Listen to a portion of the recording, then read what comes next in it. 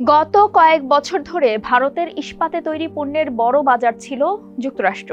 কিন্তু মার্কিন president Donald Trump দায়িত্ব গ্রহণের পর ইস্পাত ও অ্যালুমিনিয়ামের উপর 25% শুল্ক আরোপ করেন।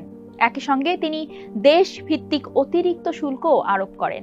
এরপরই বিশ্ববাজারে অস্থিরতা তৈরি হয়, অনিশ্চয়তা দেখা দেয় ভারতের বিভিন্ন খাতের ব্যবসায়ীদের মধ্যেও।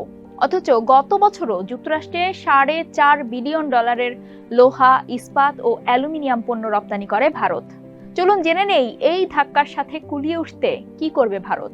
সঙ্গে আছি আমি রুকাইয়া জহির। এখন যে কোনো ব্র্যান্ডের পুরাতন এসি বদলে নতুন ওয়ালটন এসিতে উপভোগ করুন 25% ছাড়। ভারতের অনেক রপ্তানিকারক মনে করছেন তাদের ভবিষ্যৎ নির্ভর করছে যুক্তরাষ্ট্রের সঙ্গে আলোচনার মাধ্যমে কম শুল্ক নিশ্চিত করার উপর।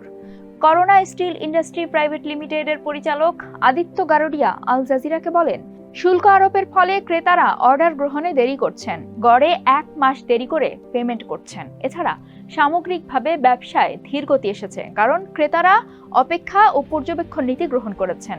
কিন্তু ট্রাম্প যখন ঘোষণা করেন যে 4 জুন থেকে ইস্পাত ও অ্যালুমিনিয়ামের শুল্ক 50% দ্বিগুণ হবে, তখন তা ছিল কফিনের শেষ পেরেক ঠোকার মতো। গারোডিয়া আরো বলেন, কারণ প্রায় 30% অর্ডার বাতিল হয়ে গেছে। বাজারে এত উচ্চ শুল্ক সহ্য করা খুব কঠিন। দেশীয় বাজারেও চাহিদা কম, কারণ চীনের সস্তা পণ্যের সাথে প্রতিযোগিতা করতে হচ্ছে।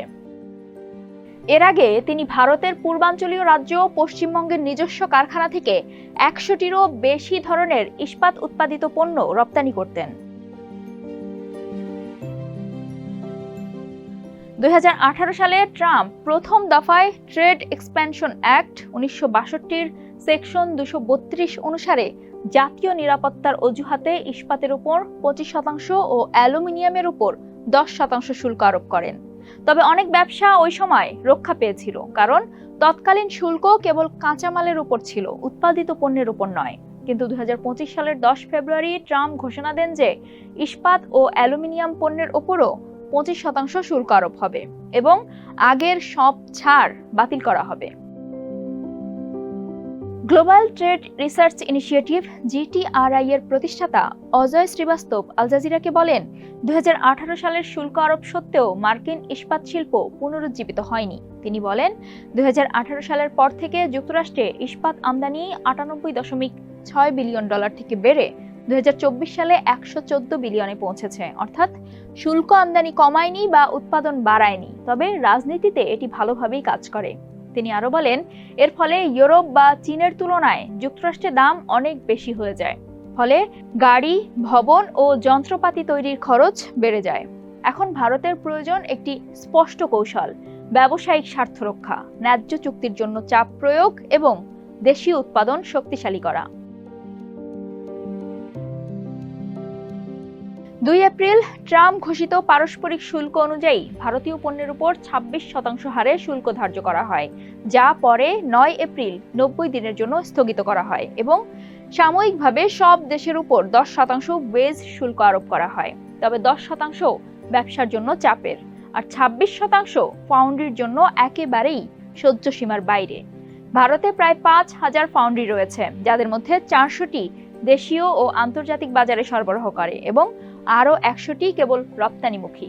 এছাড়া রয়েছে বহু ক্ষুদ্র ও মাঝারি শিল্প MSME। এদের কাঁচামাল পিগ আয়রন, ক্রাব ইত্যাদি সরবরাহ করে।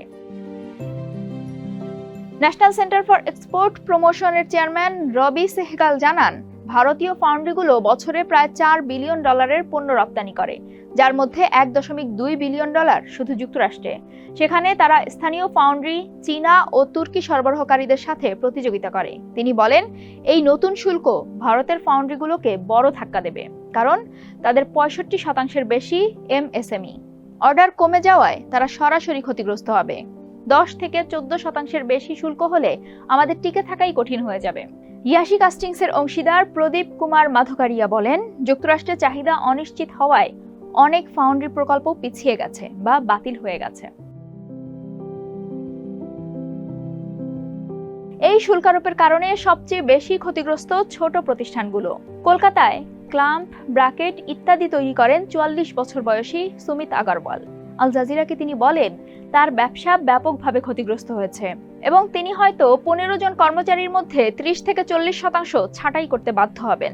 তিনি বলেন, আমরা ছোট ইউনিট, শুল্ক আরোপের পর অর্ডার প্রায় বন্ধ হয়ে গেছে। আমরা এখনকার জনবল নিয়ে ব্যবসা চালাতে হিমশিম খাচ্ছি। কলকাতায় একটি ছোট শীট মেটাল ফেব্রিকেশন ইউনিট চালান 70 বছর বয়সী শ্যাম কুমার পোদ্দার। সম্প্রতি তিনি 8 লাখ টাকা ব্যয়ে হাইড্রোলিক প্রেস কিনেছেন, কিন্তু গত 2 মাসে কোনো অর্ডার পাননি।